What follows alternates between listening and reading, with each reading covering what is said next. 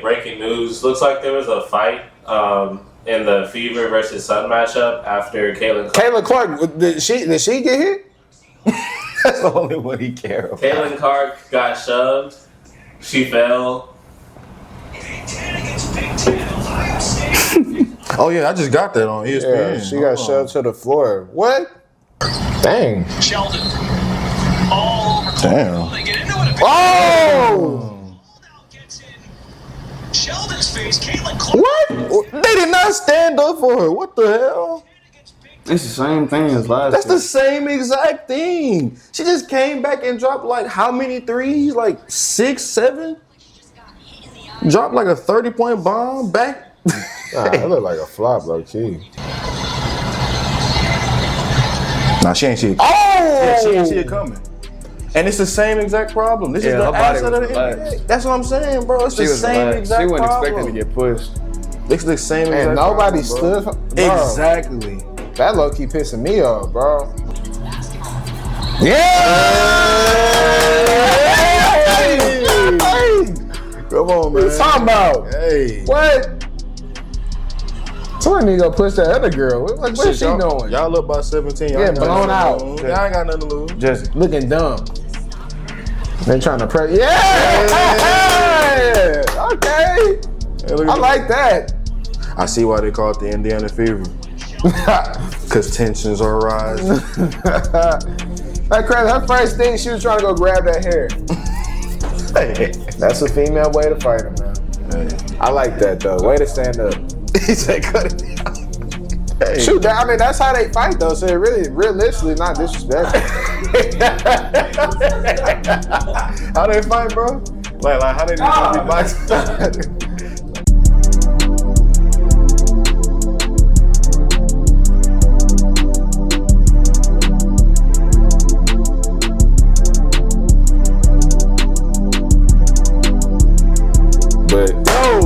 Hey man, welcome back to another episode of Chase Said Podcast, episode 56, man. I'm here, I'm your host T Cal. Here to the left got co-host Sandman in the building. Here to the right we got Businessman. Of course, I don't know who you are. You Mr. Varsity there, or you Big Charles? I go by both. yeah, you gotta choose one, gang. You know, I'm neither then. I'm the man.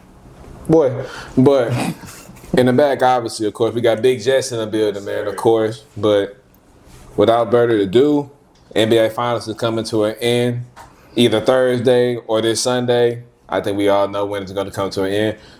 Free agency is picking up. A big move already done happened. And, oh, my God, the NBA going to be a hectic place the next week or two.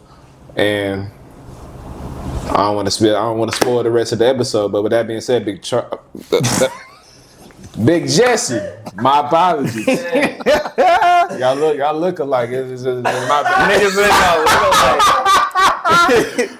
Oh shit! But without further ado, man, Big Jess, take over from here, man. Hey. All right, man. That's wild. That's wild. Nigga out there twin. Twin. So with our first topic, if OKC closes this thing out, who deserves to win the Finals MVP? Is it their leader in SGA or the all-around killer Jalen Williams? Oh. All around killer now? And to decide who goes first, I have a question for you. Who's the last player not leading their team in scoring to win Finals MVP? Jaylen Brown. Incorrect. No, it's not Jaylen Brown. Jaylen Brown outscored Tatum in that final last year. Mm-hmm. Who won it the year before the Iguodala. Correct. Charles, you're going first. Damn, that was nice. Hey. Last fate of the world in the universe, the death beam pointed at him. When the world needed him most.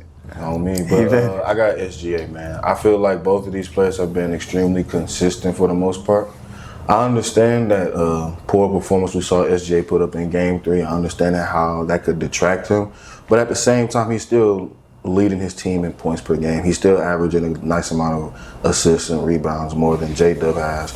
And to be honest, both of these guys are very much deserving in their own right. But at the same time, when you're just looking at who's getting the most of the defensive pressure on that, when he has the ball, 9 times out of 10 it's going to be SGA. J-Dub is an ancillary piece to the Thunder and their abilities to win a championship, or at least come closer and closer to winning one.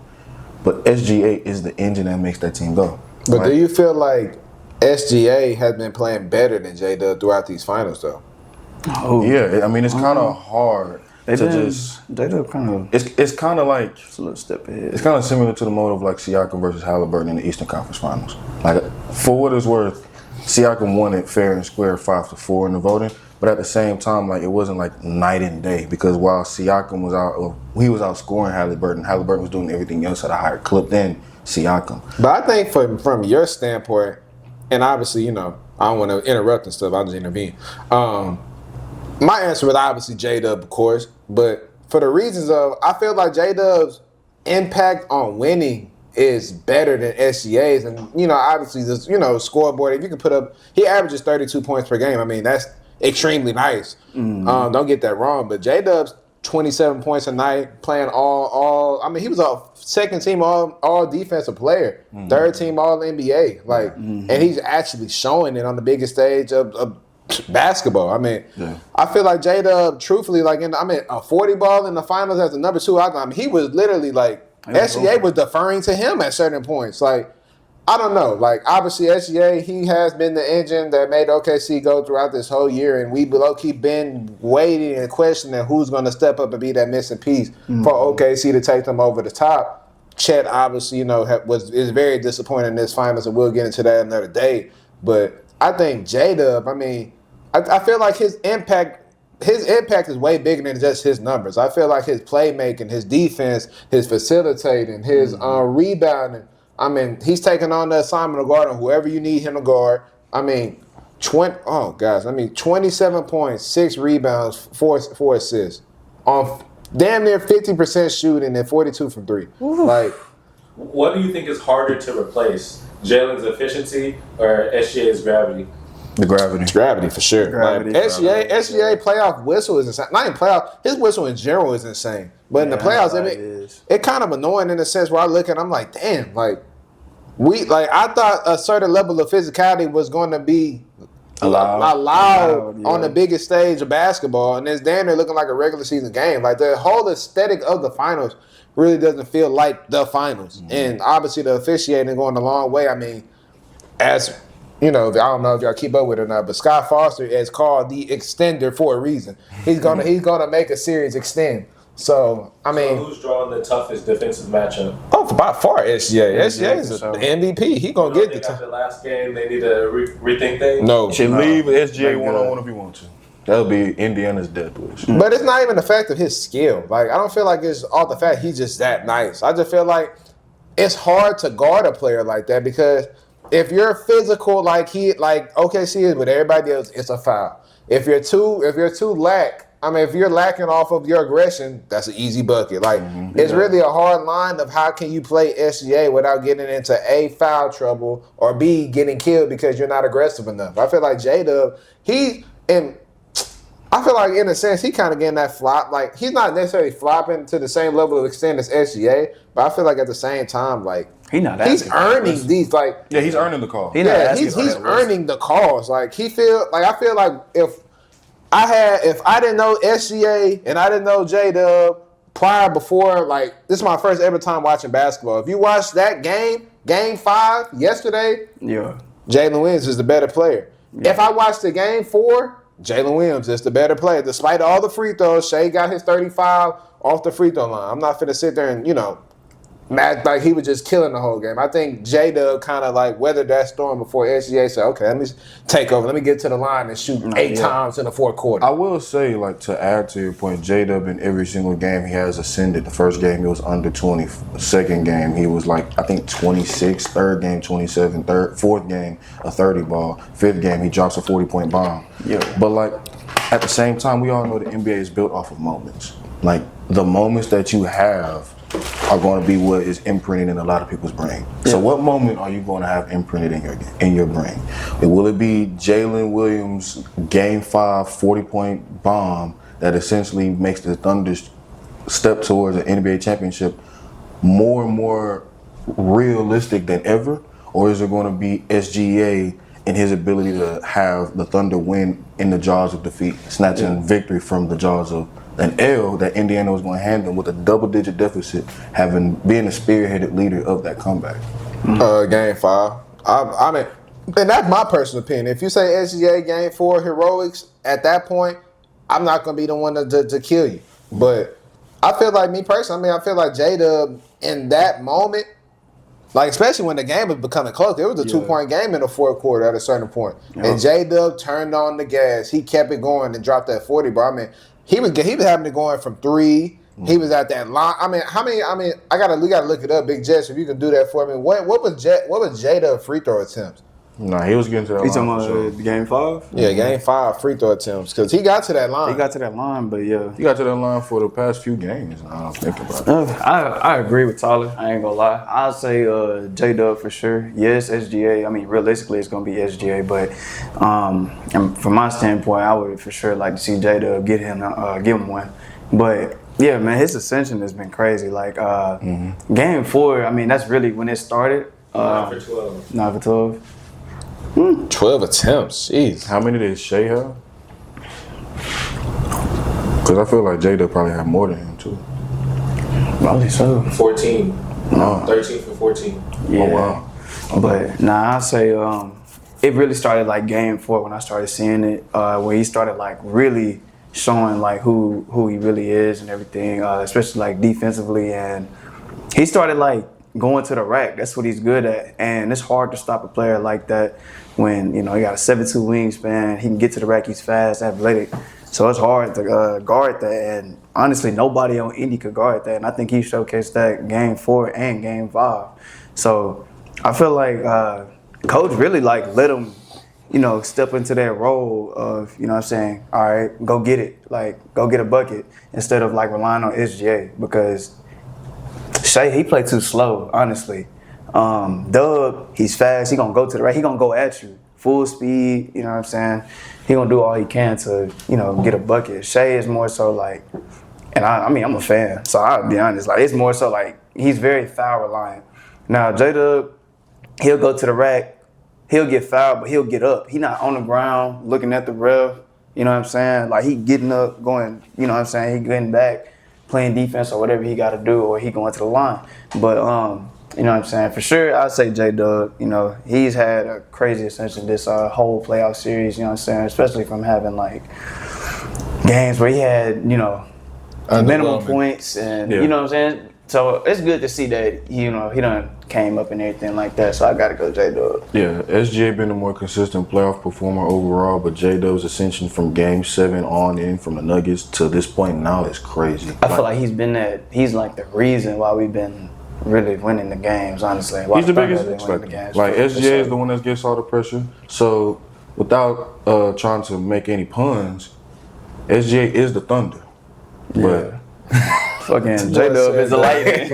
But J-Dub is the lightning. No cap. You can't have one without the other. Nah, that's true. Hey. Yeah. Pause. Are you subscribed to Check the Set podcast, man? While we on this pause, you make sure you go on that YouTube link and you subscribe to Check the Set podcast, or you gonna make my boy Mari sad, man. I'm gonna do something crazy.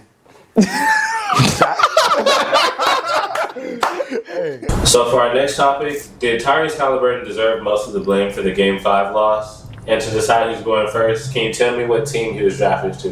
The Kings. Tyler, take it off.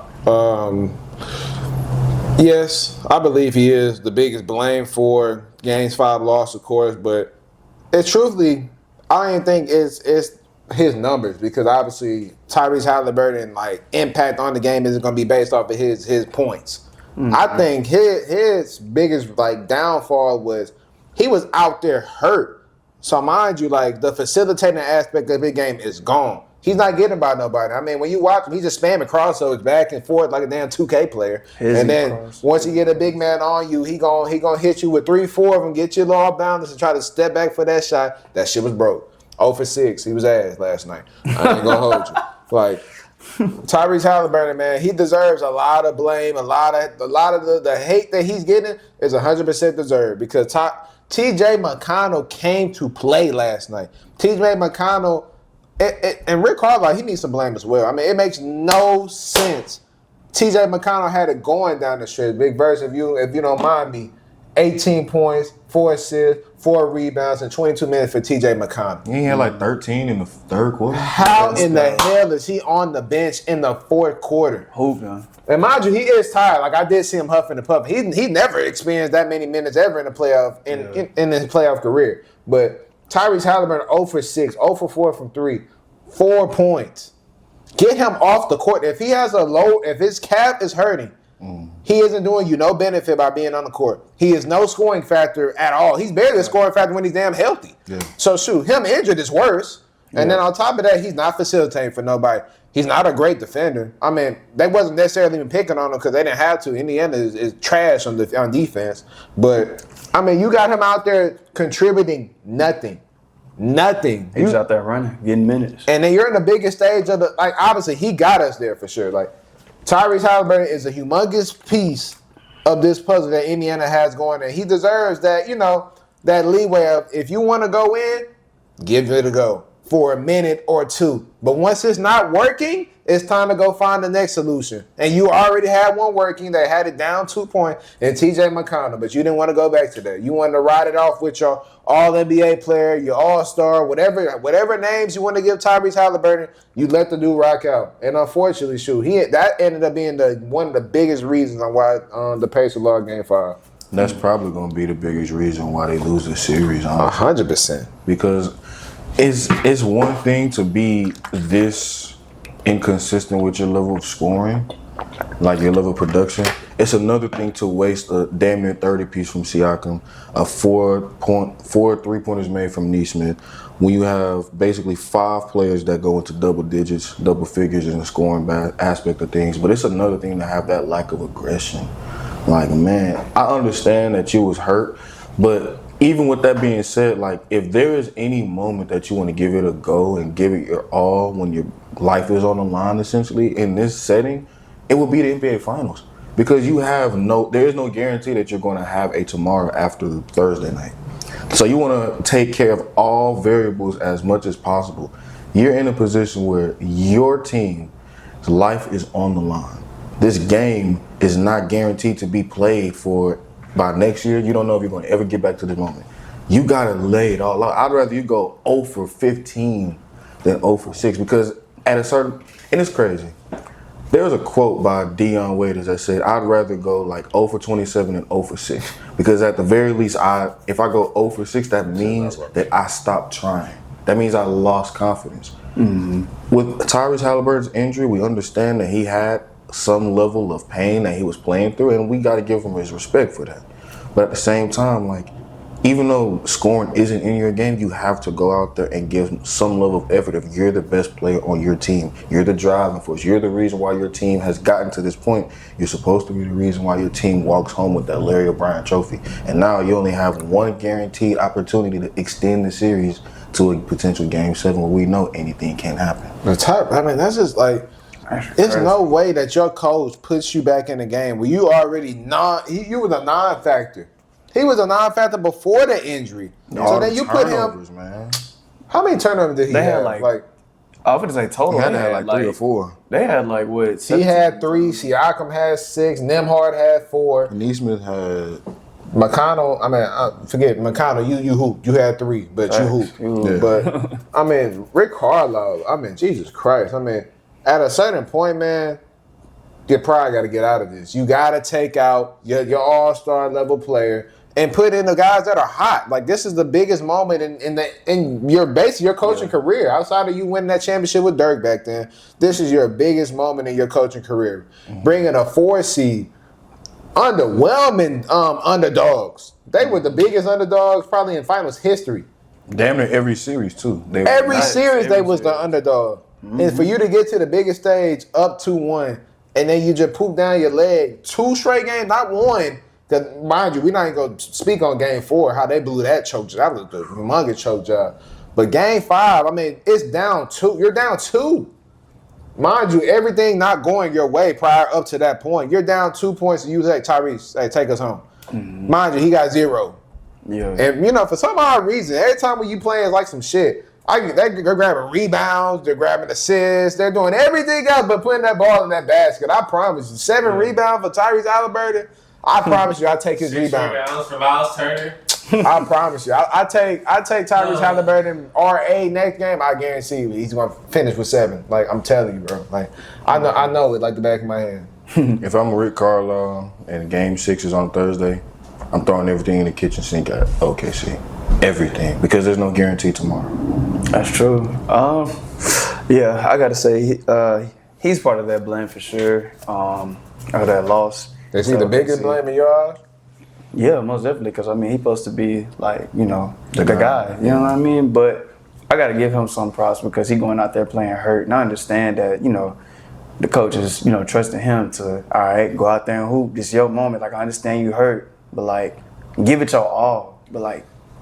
I guess he couldn't, but like it didn't look like he was trying. Like, no, he was trying. No, he was trying. He didn't look like it. He didn't look like it. Anybody against OKC is not gonna look like it. I done seen him make shots before on They had a OKC, but it's stretch. just I don't know. It just they didn't look. It just wasn't efficient. And I understand that it was like his calf was really bothering him because they took him out, and they took him backstage and everything like that. But yeah, like I gotta say him. It was just an underperforming game for everybody, other than like McConnell. Like Nembhard wasn't really hooping. Siakam was good. He just had Siakam was straight. He played Miles Turner is like an eyesore to watch. I mean, as a big man, I mean, just the most unenjoyable. I mean, all you do is shoot threes and don't grab rebounds. But magically today you want to grab 6 when I put the bet on 5. Like, are you serious, bro? Yeah, but like.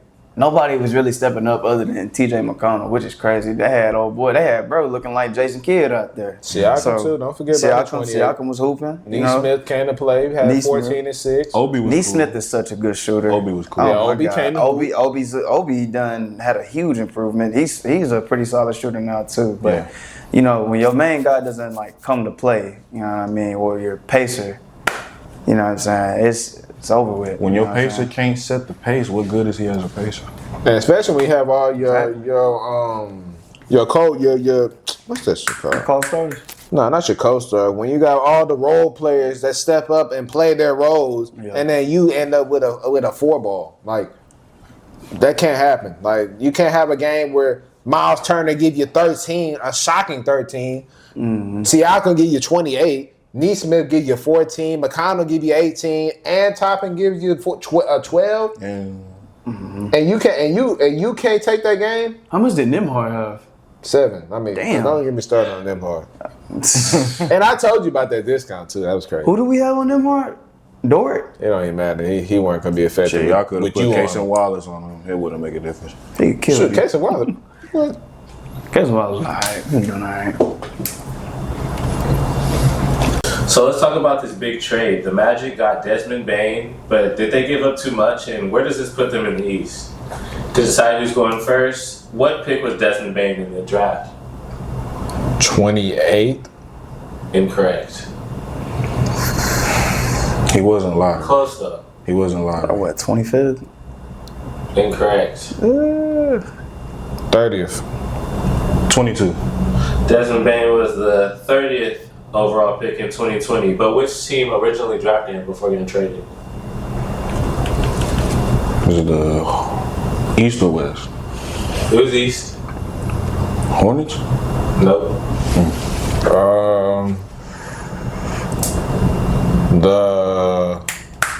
What color are they?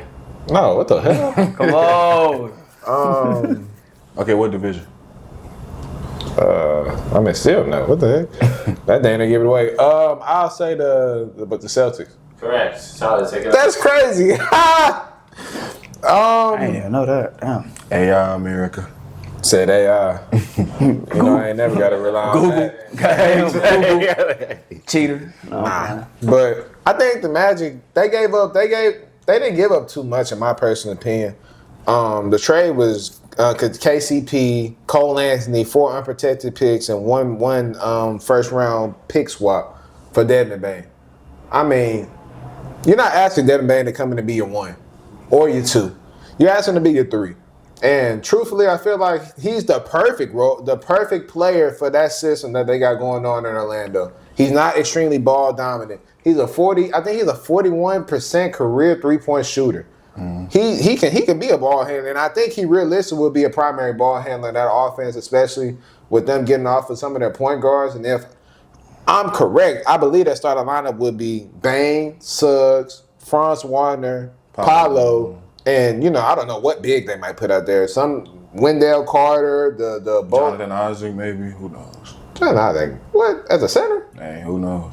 I know. That's probably gonna be. That ain't gonna happen. It's gonna be Wendell. It'll be Wendell. But I don't think they gave up a lot. Like, truthfully, because the Magic are looking at it like, we're going to be competitive within the time you get those picks, they're not going to be the top 5 protected pick. Like, they're going to be in the back end of the 20s of the draft. Like, they're expected to be competitive immediately with this acquisition of Desmond Bane. I feel like they needed shooting tremendously because, outside of Paolo, when he had the streaks, when he going hot, or he had Franz Wagner, they don't really have shooters. Cole Anthony, they had to get him out of there. He was, that cracker, he was tough in 2019. He was in our class. Like, he was nice. He was super tough, athletic.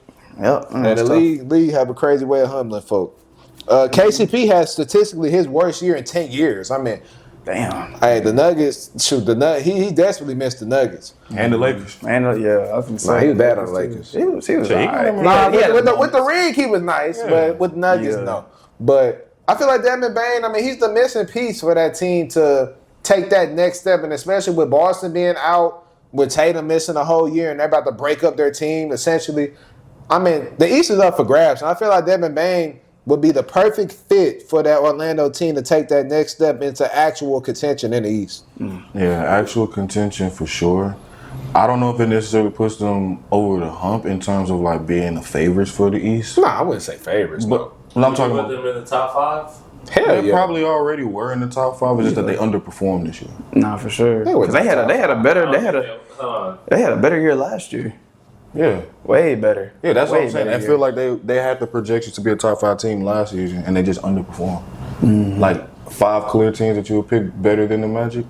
Who would they be? Indiana, Cleveland, Prior to the start of the Boston. season, Yes. you would take Indiana over. Yes. The Orlando never, like... Orlando finished 7th. Yeah, this year. Oh, yeah, for sure. But last year they But, finished 5th. Yeah, they was nice. I'm not Yeah, gonna that's lie. what I'm They were saying. tough. 'Cause I They was talking on the about them a projection to lot. be a very decent team in the Eastern Conference. I knew, but I was never high on them just on the fact they didn't get shooting. Like, KCP coming over, I knew, like, everybody knows what time and KCP was coming on over there. Like, when the expectations are needed for KCP, that's when he go down the drain. Hey, Like, desperate times call for desperate measures, and Orlando was surely desperate because they ain't have shooting last year. Just so happens that they got a person that they thought could shoot, and they ain't have shooting this year. one thing for sure, this guy they bringing in with Desmond Bane can for sure shoot it. Oh yeah, for sure. Yeah. The piece with Desmond Bane adding himself to this makeup of Paolo Banchero, Franz Wagner, all these guys, it really does a wonder on theirs because their biggest weakness was shooting. There was a great defense. They had a star player that they're building around. I think they're doing himself a disservice if they don't get guys that mesh well with them. So Desmond Bane is obviously a great piece to add, especially if he's not walking into that situation that's expected to be a number 2 scorer. So anything more than finishing 3rd in points per game on that team is an obvious plus. Because that's what we're realistically expecting him to. For sure. They also got a lot of young guys, so these pieces is going to be very, very good together, especially with Jalen Suggs coming back from injury. It's just going to be very, very interesting to see how many picks these top guys go for, because it's just difficult for me to pick the debatable 3rd to 2nd best player on the Memphis Grizzlies demanding this amount of capital invested into them. Like, that's just crazy for me to hear. But, like, look at it from this perspective. Like, do you really think the Magic are in need of young guys coming in for a win-now-ready team? I feel like they got enough young guys, honestly. I feel like free agency is kind of more their game in a sense because they drafted their young stars. They got Franz, they got Paolo. Shoot, outside of them, they drafted, relatively well. I think now this is the portion. I feel like they're kind of in that rocket stage of like, we drafted all these guys and some of them turned out great, some of them turned out like trash. Now it's time to bring in the mixture of the free agents, the guys that are ready to elevate these young guys over the hump. And we've seen it with Houston taking that step from the finishing, I think, 11th in the West last year to finishing 2 this year and coming 1 game short of the second round. Now we're about to make some key acquisitions. I hope we get Giannis. Please, no KD.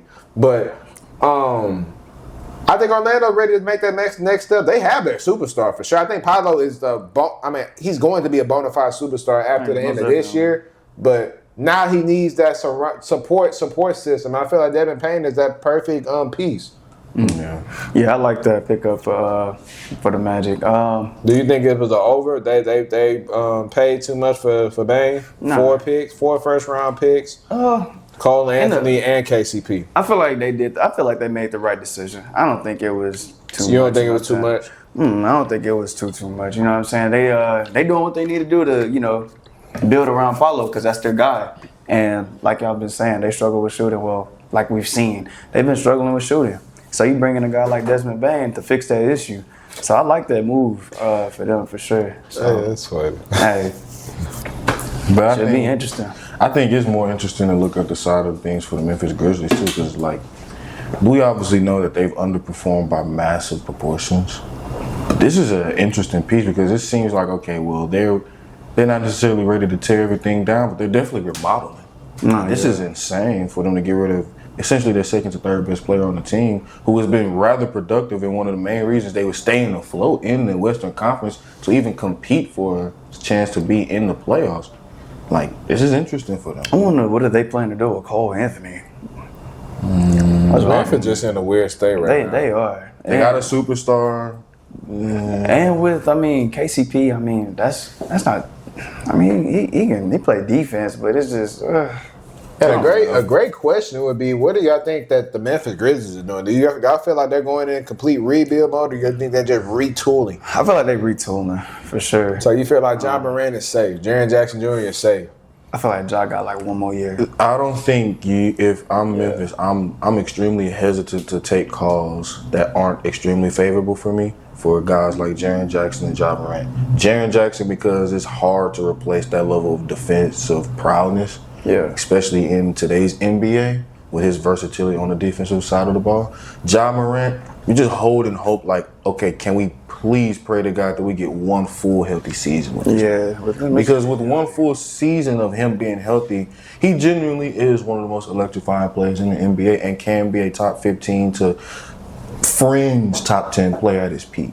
But I feel like, Jaren Jackson, he's never available.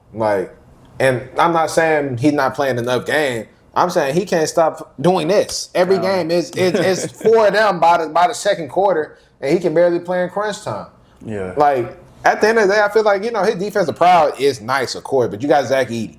Now obviously Zach Edey isn't Jaren Jackson Jr., but you got a guy that can hold down the rim, not the versatility that Jaren Jackson give you, of course, but I don't feel like Jaren Jackson Jr. is anywhere close to a $300 million guy whatsoever. Now, John Morant maybe is another story, and he's kind of a little I would pause on that for sure. I wouldn't give Ja 300. Nah. But Jaren Jackson Jr. is about to make close to $300 million just off of his all defensive teams. And I don't think he's worth that price. So I feel like, realistically, they should break it down. I feel like retooling, no, but I think a rebuild is much needed for Memphis to be some level of contender in the near future. They might do that Rockies thing where they essentially play around with the double big lineup, him and Zach Edey. Who? The Grizzlies. Who the other big? Jaren Jackson? Yeah. They've been doing that. I know, but they might do that a little bit more often because, what other choice do they have? They got a defensive prowess. They got a 7-foot, God knows however tall Zach Edey is, and a defensive player of the year winner and perennial candidate in JJJ. So it's you kind of got to work with what you got. I'll get off of that, but that's just me. Yeah. That was a good 2-for-1. I wanted to get that in there too. Get that Grizzly side of things. Yeah, because that's a topic on ESPN and all that shit. What is Memphis doing? Are they rebuilding or are they retooling? So I'm like, shit, why not just throw it in this hole too? I forgot to put it. It's so crazy what Memphis is doing too. Nah, that was shocking for sure, but Like Maybe they may try to use them picks to like unload that bitch to go get somebody else and like put Jaren Jackson in the trade or some shit. I mean, like shit. Maybe they really are rebuilding because fucking Taylor Jenkins being dipped up out of there. I think That's still crazy. Wait, is it Cameron? But that's the coach. That's the coach that got Yeah, fired. that's the white nigga. I think like they're in a rebuild because, not to say that their performance is at this level, but I think just like the attractiveness of the teams are the same thing as like the Orlandos, the Washingtons, It's always been that though. so like no one's gonna want to come to Memphis. You have to draft players. True. So like I just But the thing is, they have though. Have what? Drafted well? Yeah, like they haven't drafted like ass lately. Yeah, Jalen Wells is a good player for sure, but like it's not that like superstar nigga. Like they really they're missed still on. like that Steelers like Nah, 7 range. Like they're always average. I feel like at worst case scenario, they're not terrible. And at best case scenario, they're just not good enough to be upper echelon. Nah, the Steelers, they get in their own way. Memphis doesn't get in their own way. They missed crazy with that Zaire Williams nigga. I ain't gonna lie. Zaire was nice too. He was in 2020. That nigga, boy, Sierra Cannon nigga, bro, he was nice. They missed hard. They got Scottie Pippen Jr.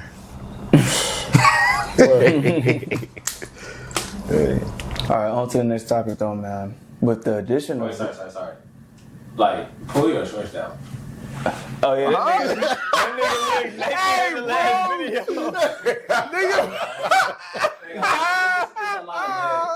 Like nigga in the last video. I say, where the fuck is your shorts at, nigga? Hey, nigga. So KD listed his favorite spots, and out of the three, which one do you think makes the most sense for him right now to decide who's going first? Can you name how many teams he's been on? 4. Yeah. What are they?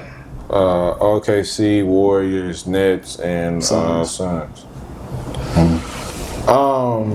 All three of the trade destinations were obviously decent fits. I mean, Miami was horrendous. I don't know what the hell. I mean, he might just, just want to in and out. End out his career in Miami. I don't know what he's thinking with that one.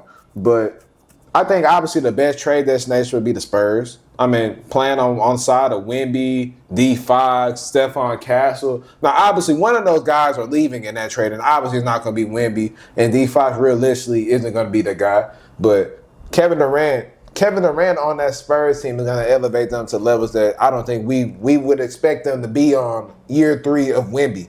Like, I think we just got to imagine this. In a world where Victor Wembanyama, Chris Paul still on team? Nah, he gone.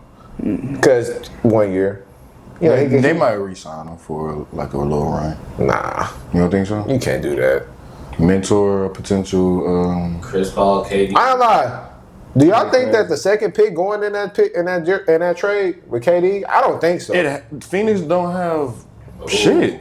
They need That's a that. good team. Yeah. They need that. But They like- don't have shit. Nah, that's They that's do. fine. They need. But that's a That's what I'm reach saying. though. Like the 2 pick, like you can give up futures, but I don't know. That'll be another topic for another day.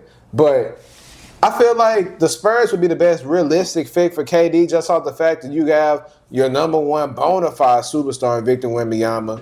You're gonna have a true point guard either with D Fox or it's gonna be D Fox. Hey,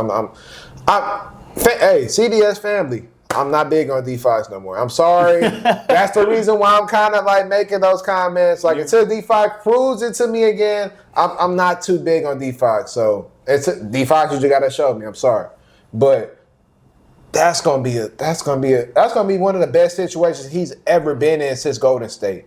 He got somebody who to bring up the ball and put him in position. You got another guy that's gonna get the key defensive matchups on the top tier guys every game with Victor Wembanyama. So all KD got to do is go slide up, have his little ISOs, go get buckets, and don't be a liability on defense, which he already isn't. He's really he's a decent defender. He's a decent to good defender. He's solid. So I feel like the Spurs would put him in realistically the best situation for him to win one more championship before his career is over.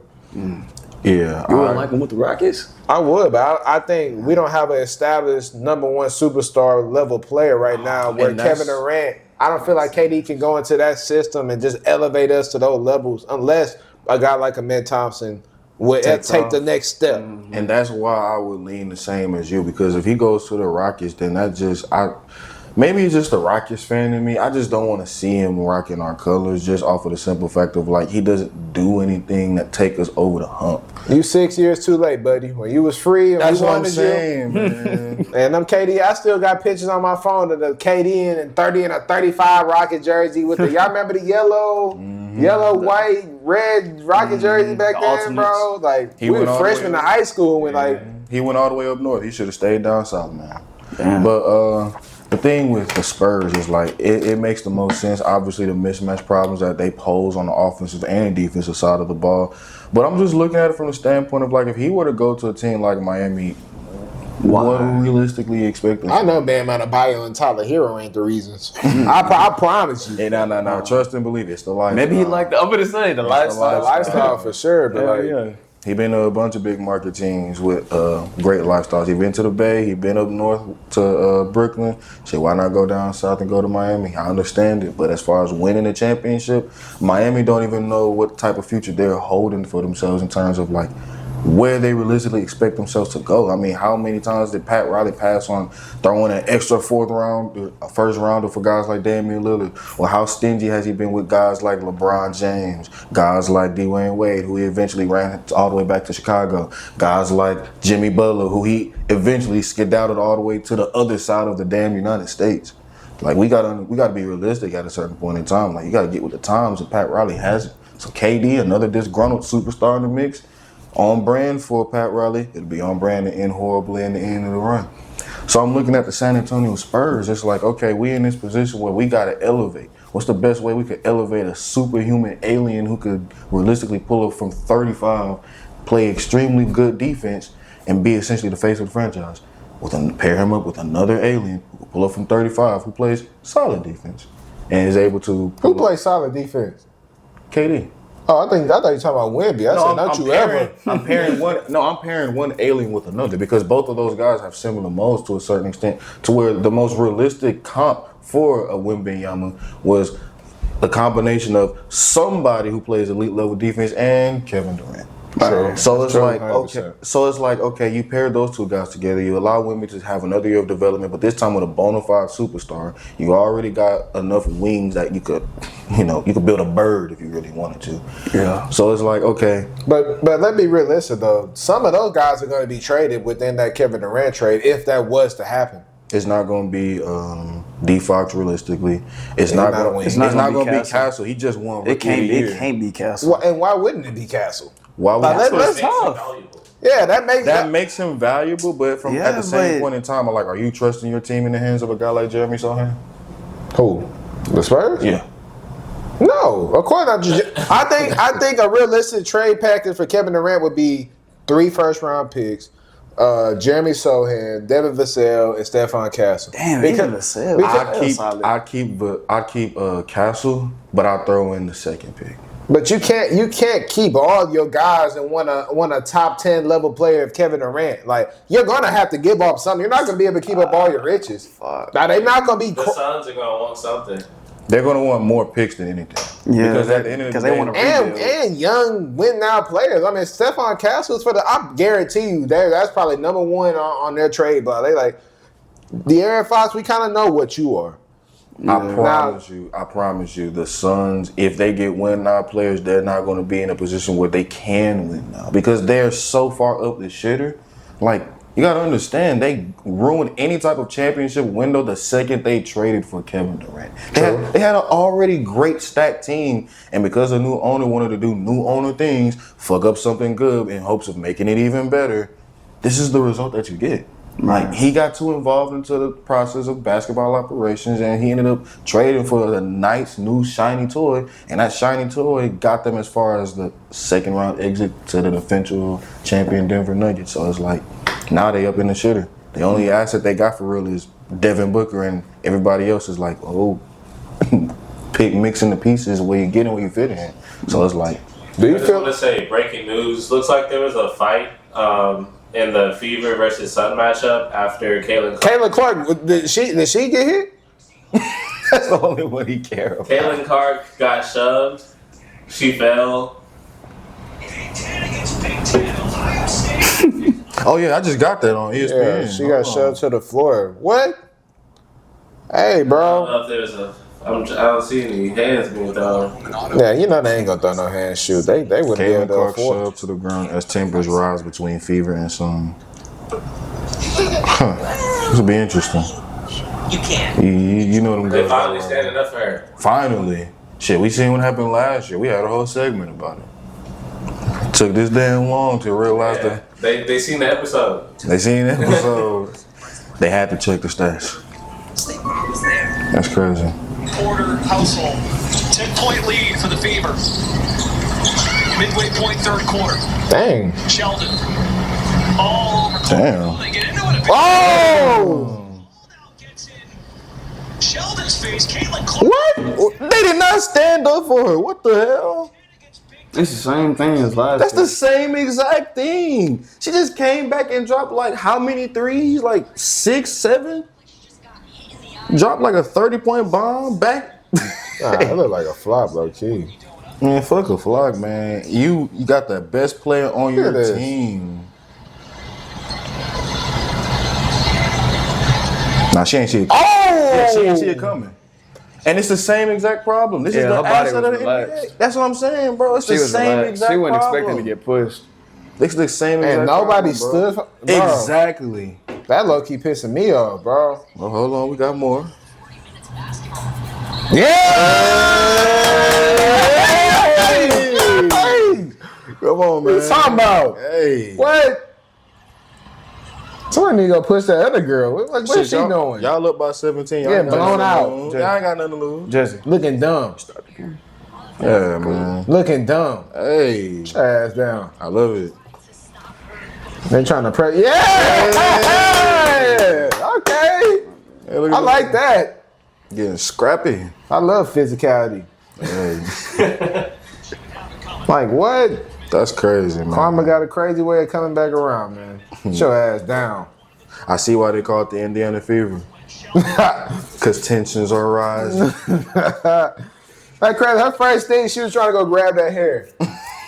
Hey. That's a female way to fight him, man. Hey. I like that though. Way to stand up. He said, cut it out. Hey. Shoot, I mean that's how they fight though. So it really, realistically, not disrespectful. How they fight, bro? Like how they just be boxing?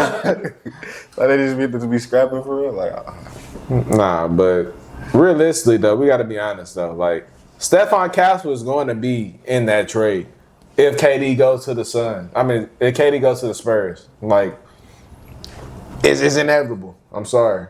So your dream scenario where everybody can stay on the Spurs when KD can just join for what a second round pick is not happening, brother. put KD at the 4, Wemby at the 5, Fox, Fox at the 1. Castle at the 2. Castle's not staying on that team, bro. Damn. And whoever you can at the 3, because CP3 ain't starting. Bro, Castle's not, bro. They're not, bro. The Suns will be the biggest fools on the earth if they don't go get the Rookie of the Year. They'll try to get him. No, they will get him.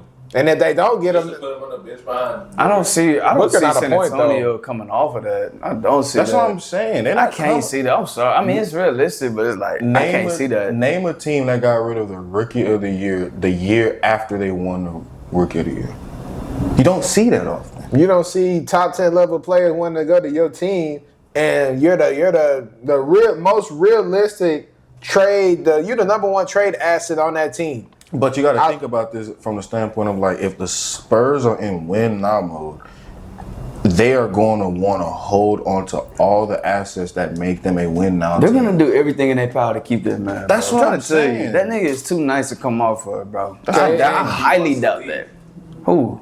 Stephon Castle wants to leave. No. I'm gonna say no, he don't. I'm gonna say no, not KD. I mean, not Castle. KD, yes. But Okay. KD will put you in a more win now scenario than Stephon Castle will. Castle is future. KD is now. I mean, yeah. Castle is now too. Wemby's your future. So who gonna be the? Wemby's So who gonna be the? Who gonna be the? D two Fox then? just got signed too. So I mean, what are we doing? I mean, we gonna see. I guess they gonna add somebody in free agency. Or You're something. coming off of hella picks. trade. Probably about 4 or 5 of them bad boys. Bro, Castle's going too. Like, whenever that trade happens and he goes to the Spurs, man, Charles, you owe me some. Cause I'm We set it up. We will think of something. Yeah, We'll think of something. Yep. Okay. Let me see. Here I have a list of players, and I want you to speak up and say that he's better and why when I name a player better than Terry McLaurin. All right. First, I have JSN. Gary Wilson. Yeah, I'm sorry. When you're doing it with that level of talent, with all them terrible quarterbacks, I got to give you some level of credit, bro. Imagine Gary Wilson with the actual good quarterback. Exactly. Imagine that. Like, what they nigga do? Peak cinema. What the fuck? Whatever they be saying. I'm trying to tell you. Devonta Smith. DJ Moore. DK Metcalf. Jerry Jeudy. Calvin Ridley. Lad McConkey. Yeah, I ain't gonna lie. Yes. He better than Yes. Terry for sure. I ain't gonna. Lad is top 10. Now Terry nice for sure, but Lad McConkey, like he's there already. He's a top 10 guy. Most definitely. And last but not least, Devontae Adams. Oh, Wait, run through that list again, just to double back. So first I have JSN, no. Garrett Wilson, I said yeah already. Yeah. Devonta Smith, Devontae Smith. Yeah, Devontae. No. With Vontae, No. I got to see what Devontae look like as a one. No. I mean, he produces though. Like, bro, Scary He's a Terry two, though. been a one for majority of his career. I mean, yeah, but man, I ain't gonna take away from Devontae. If I get your second best corner, I'm pretty sure it'll be relatively easy as a receiver to get For 1,000 sure. For in sure. today's NFL. Man, No disrespect to Devontae. Yeah, for He's sure. one of the Devontae more- Smith is one of the best. He is He tough, probably is bro. the best two in the he league. is tough. Yeah. He's tough, bro. Just off of that alone, it makes him. But Terry's a one. Just off of that alone, it makes him a top 15 receiver, damn near. True. then I had DJ Moore. No, hell no. Time out, haven't we seen Devontae Smith cook though without AJ Brown? Or am I tweaking? He has. Yeah, man. and I mean, spurts, Terry but McLaurin is scary. a better receiver. He's in been my doing it opinion. for like the length of period of time. He's been doing it like crazy. We've seen it in spurts. We haven't seen it for the duration. DK Metcalf, Jerry Jeudy, Calvin Ridley, Lad McConkey, Yeah, most definitely. and Devontae Adams. Why DK have to sell like that, man? Do I want to do this? What you doing? What you thinking? You know what? It's kind of too. It's too. You know what? Let's see how that boy Adams look with the Rams, so we can come back to this. I think he'll do crazy. I think He'll go crazy Devontae. I think he with better the than McLaurin. I think he's It's- better than McLaurin. You know, And it's close. It's close. It's- I'm not yeah. gonna sit there and say like it's just a massive gap, but Devontae Adams is like that. he I'm is not- tough. We're talking and- about a guy who is top 5. Like he was in that top 5 round for a while. Yeah, his route running is still top tier in the league. Like he's still a top tier route runner at the age of 32. And even with the dip, it's mainly because of the situation and the Jets. It's not necessarily because of his production. 1,000-yard receiver again with all those bad scenarios. I mean, Devontae, I want disrespect you. You're better than Terry I'm finna McLaurin sound by a like- little bit though. You have declined a little bit, but you're still better than Terry McLaurin. The gap is closing. No I doubt. don't even think he declined. I think it's just quarterback play. I mean, You only get worse as you age Yeah, for for most sure. people. Yeah, he's not the same. But All right, to cap off the episode, real quick, well, not too much talking, just say what's on your mind. First thing that comes in mind. Who has the higher ceiling? Paulo Bencaro or Anthony Edwards? probably McCarroll for sure. for sure, Ben Carroll. Anthony Edwards. We'll discuss that later. Is Kyrie Irving the best number 2 option in the NBA? Right now? No. No. Hell no. Not even close. Would you rather have CJ Stroud or Joe Burrow for the next 3 seasons? Oh shit. Joe Burrow. Give me Joe. CJ Yeah, because give of me that Joe. contract, man. We're not talking about contract. We're talking about based off of your football talent, who's who. And you know I love me some CJ, but Joe Shiesty, I guess. Is Justin Jefferson still the best receiver in the NFL? No. Somebody surpassed him. no, Yeah, Jamar it's Chase Jamar passed Chase. him 2 years ago, and I called it. So Yeah, he top 2. Though. now you got to be looking at him. Answer that. He's number 2. No. Answer that. We'll see y'all in August. No, answer. He's not. And that's the conclusion of Check the Stats, episode 56, man. If you made it to the end of the episode, make sure you like, you comment, you subscribe, you tap into all our personal channels, man. We only going up from here, man. It's summertime, man. I know y'all bored. I know it's not a lot of sports talk coming out. We gonna be the ones to provide it to you, man. Mari, Big Verse, Big Jess in the back. We appreciate all y'all for coming out and doing this, man. Big Verse, you got any last words of wisdom before we get up out of here, brother? Today I'm gonna teach you guys a lesson. Like my adolescent. Hey. See what I'm doing? Oh, I do. I don't know if I like what I see. Trust me, I'm not taking all this off. He trying to get Jesse a show.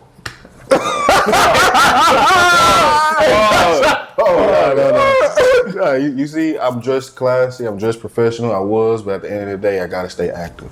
You know why? Because in a lot of life, you gotta be adaptable. You gotta be prone to change. You gotta be ready for anything that comes your way. And at the end of the day, I'm just stating facts. And if you ever in your life need more facts, do us all a favor. And check them stats. Amen. Preach, brother, preach. Hey, bro.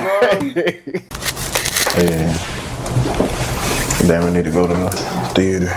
Give me some popcorn.